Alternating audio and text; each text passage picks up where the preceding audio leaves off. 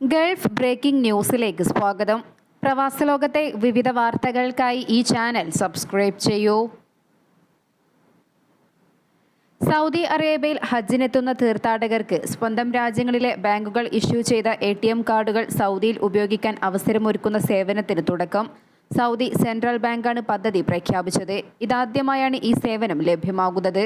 Visa, master card, union pay, discover, American express, gulf payment network, അഫാക് തുടങ്ങിയ കാർഡുകൾ സൗദിയിൽ ഉപയോഗിക്കാം.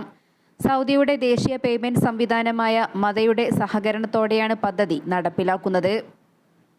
ഹാജിമാരുടെ സൗകര്യം പരിഗണിച്ച് 1220 ATMകൾ പ്രവർത്തിക്കും. ഇതിൽ 633 മക്കയിലാണ്, 568 ശാഖകൾ മദീനയിലും. തീർത്ഥാടകർക്ക് ബാങ്കിംഗ് സേവനങ്ങൾ നൽകുന്നതിനുള്ള ഒരുക്കം സെൻട്രൽ ബാങ്ക് പൂർത്തിയാക്കി. മക്കയിലും അതിർത്തി പ്രവേശന കവാടങ്ങളിലും താൽക്കാലിക മൊബൈൽ ശാഖകളുമടക്കം 110 ബാങ്ക് ശാഖകൾ പ്രവർത്തനം തുടങ്ങി.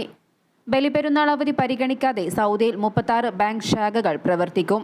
രാവിലെ 9:30 മുതൽ രാത്രി 8:30 വരെയാണ് ഇവയുടെ പ്രവൃത്തി സമയം. എയർപോർട്ടുകളിലെ ബാങ്ക് ശാഖകൾ 24 മണിക്കൂറും തുറന്നു പ്രവർത്തിക്കും. ഒമാനിൽ പൊതു അവധി പ്രഖ്യാപിക്കുകയും ബലിപെരുന്നാൾ പടിവാതിൽക്കലെത്തുകയും ചെയ്ത സാഹചര്യത്തിൽ പരമ്പരാഗത ഹപ്ത മാർക്കറ്റുകൾ സജീവമായി. പെരുന്നാൾ സമയത്ത് കന്നുകാലികൾ, വസ്ത്രങ്ങൾ, മധുരപലഹാരങ്ങൾ, വിവിധതരം ഭക്ഷണങ്ങൾ, മറ്റ് സാധനങ്ങളും വാങ്ങാൻ നിരവധി ആളുകളാണ് ഹപ്ത ചന്തകളിലെത്തുക.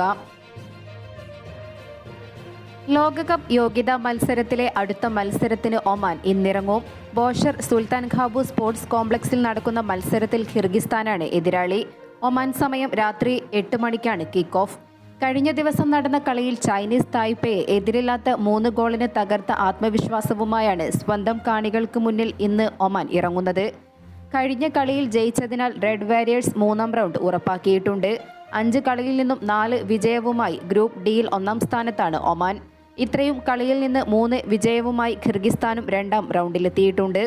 ഗ്രൂപ്പ് ചാമ്പ്യന്മാരായ അടുത്ത റൗണ്ടിൽ കടക്കാനായിരിക്കും ഇരു ടീമുകളും ശ്രമിക്കുക.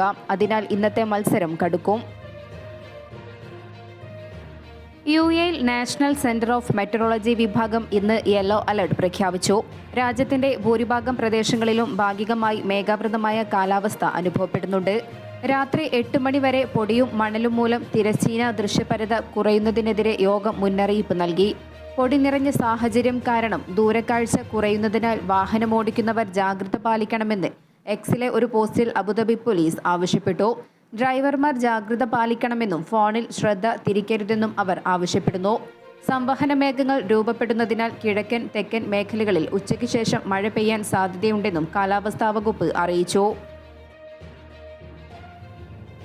ജമ്മു കാശ്മീരിൽ കഴിഞ്ഞ ദിവസം തീർത്ഥാടകർ സഞ്ചരിച്ച വാഹനത്തിന് നേരെ ഭീകരാക്രമണം. സംഭവത്തിൽ 10 പേർ കൊല്ലപ്പെട്ടതായി റിപ്പോർട്ടുണ്ട്. തീർത്ഥാടകരുടെ വാഹനത്തിന് നേരെ ഭീകരർ വെടിയുതിർക്കുകയായിരുന്നു. കാശ്മീരിലെ റിയാസി ജില്ലയിലാണ് ഭീകരാക്രമണം ഉണ്ടായത്. വെടിവെപ്പിനെ തുടർന്ന് നിയന്ത്രണം വിട്ട ബസ് കൊക്കയിലേക്ക് മറിഞ്ഞാണ് 10 പേർ മരിച്ചത്. സ്ഥലത്ത് സുരക്ഷാ സേനയും നാട്ടുകാരും ചേർന്ന് രക്ഷാപ്രവർത്തനം നടത്തി. സൗദി അറേബ്യയുടെ വിവിധ ഭാഗങ്ങളിൽ കനത്ത ചൂട്. മക്ക, മദീന നഗരങ്ങളിലും ചൂട് ശക്തമായി. 45 മുതൽ 47 ഡിഗ്രി വരെയാണ് ഇവിടങ്ങളിലെ താപനില. കിഴക്കൻ പ്രവിശ്യയിൽ താപനില 48 ഡിഗ്രി സെൽഷ്യസ് കടന്നു. രാജ്യത്തെ മറ്റ് നഗരങ്ങളിലും ചൂടിന് ശക്തി കൂടിയിട്ടുണ്ട്. വരാനിരിക്കുന്ന ദിവസങ്ങളിൽ താപനില ഇനിയും ഉയരുമെന്നും കാലാവസ്ഥാ വിദഗ്ധർ വ്യക്തമാക്കി. എന്നാൽ വടക്കൻ അതിർത്തി പ്രദേശങ്ങളിൽ തണുത്ത കാറ്റിനും ഇടിമിന്നലോട് കൂടിയ മഴയ്ക്കും സാധ്യതയുള്ളതായും അൽ ജൗഫ് ഭാഗങ്ങളിൽ പൊടിയോട് കൂടിയ ചൂടുകാറ്റിനും സാധ്യതയുള്ളതായും കാലാവസ്ഥാ കേന്ദ്രം മുന്നറിയിപ്പ് നൽകി. സൗദിയിൽ ഹജ്ജ് തീർത്ഥാടകർക്കായി മഷാഇർ മെട്രോ ട്രെയിൻ സജ്ജമായി. ഇത്തവണ 2000-ലധികം ട്രിപ്പുകൾ നടത്താനാണ് അധികൃതർ പദ്ധതിയിടുന്നത്. ഇതിനുള്ള എല്ലാ ക്രമീകരണങ്ങളും പൂർത്തിയായി.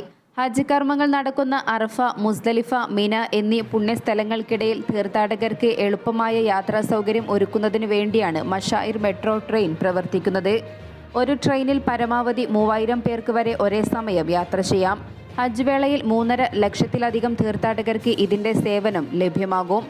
അറഫ മുതൽ മിന വരെ 18 കിലോമീറ്റർ ദൈർഘ്യത്തിൽ 9 സ്റ്റേഷനുകളെ ബന്ധിപ്പിച്ചുകൊണ്ടാണ് റെയിൽപാത സജ്ജീകരിച്ചിട്ടുള്ളത്. ജംറാത്ത് പാലത്തിന് സമീപമാണ് അവസാന സ്റ്റേഷൻ. മണിക്കൂറിൽ 80 കിലോമീറ്റർ വേഗതയിൽ സഞ്ചരിക്കുന്നതിനാൽ പരമാവധി 20 മിനിറ്റിനുള്ളിൽ ഒരു ദിശയിലേക്കുള്ള യാത്ര പൂർത്തിയാക്കാം. UAE-യിൽ ടെലിമാർക്കറ്റിംഗിന് നിയന്ത്രണം.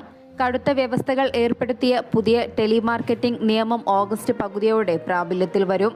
പൊതുജനങ്ങളുടെ അവകാശങ്ങളും സ്വകാര്യതയും സംരക്ഷിക്കുന്നതിന്റെ ഭാഗമായാണ് നടപടിയെന്ന് telecommunications and digital government regulatory authority അറിയിച്ചു.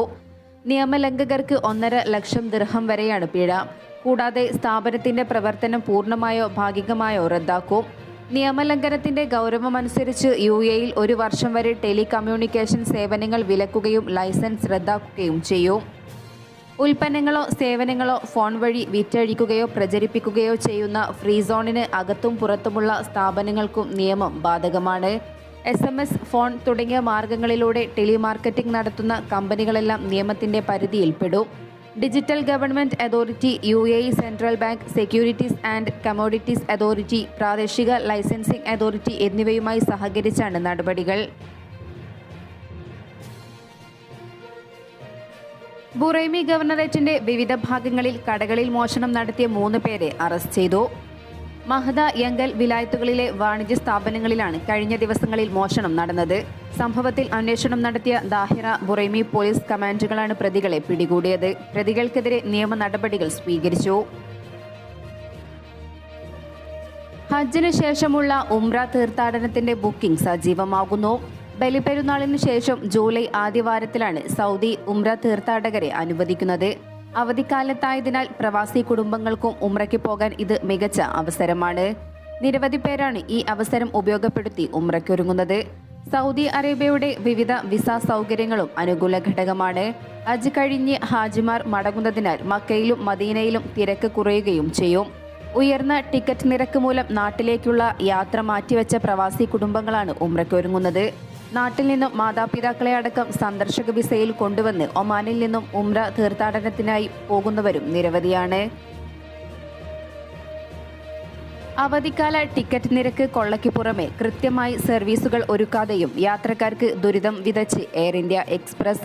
സർവീസുകൾ റദ്ദാക്കിയും വൈകിപ്പോകലുമാണ് ഇരുട്ടടി തുടരുന്നത്.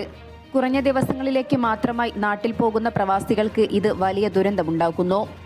ഇന്ത്യൻ സ്കൂളുകളിൽ വേനലവധി ആരംഭിച്ചതിന് പിന്നാലെ നാട്ടിലേക്ക് യാത്ര തിരിക്കുന്നവരുടെ എണ്ണവും വർദ്ധിച്ചു വരികയാണ്. വിമാനത്താവളങ്ങളിൽ തിരക്കും വർദ്ധിച്ചു വരുന്നുണ്ട്. വരും ദിവസങ്ങളിൽ തിരക്ക് ഇനിയും ഉയരുമെന്നാണ് കരുതുന്നത്. ഈ ഘട്ടത്തിൽ സർവീസുകൾ റദ്ദാക്കുന്നതും വിമാനം വൈകുന്നതും യാത്രക്കാർക്ക് വലിയ ബുദ്ധിമുട്ടുണ്ടാക്കുന്നുണ്ട്. മസ്കറ്റിൽ നിന്നും കോഴിക്കോട്ടേക്ക് ഇന്ന് പുലർച്ചെയുള്ള എയർ ഇന്ത്യ സർവീസ് റദ്ദാക്കി. വിമാനം പുറപ്പെടുന്നതിന് മണിക്കൂറുകൾക്ക് മുമ്പ് മാത്രമാണ് യാത്രക്കാർക്ക് ഇതിനെക്കുറിച്ച് വിവരം ലഭിച്ചത്.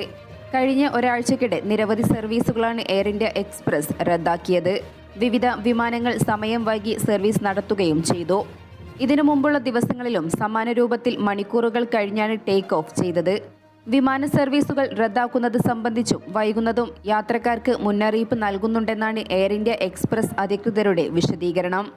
എന്നാൽ വിമാനം പുറപ്പെടുന്നതിന് മുമ്പ് മാത്രം ലഭിക്കുന്ന സന്ദേശങ്ങൾ ഫലം ചെയ്യില്ലെന്ന് യാത്രക്കാർ പറയുന്നു. ദൂരസ്ഥലങ്ങളിൽ നിന്നും മണിക്കൂറുകൾക്ക് മുമ്പ് തന്നെ പുറപ്പെടുന്നവർക്ക് ഏറെ നേരത്തെ അറിയിപ്പ് ലഭിച്ചാൽ മാത്രമാണ് എയർപോർട്ടിലേക്കുള്ള യാത്രയും അതിനനുസരിച്ച് ക്രമീകരിക്കുവാൻ സാധിക്കുകയുള്ളൂ.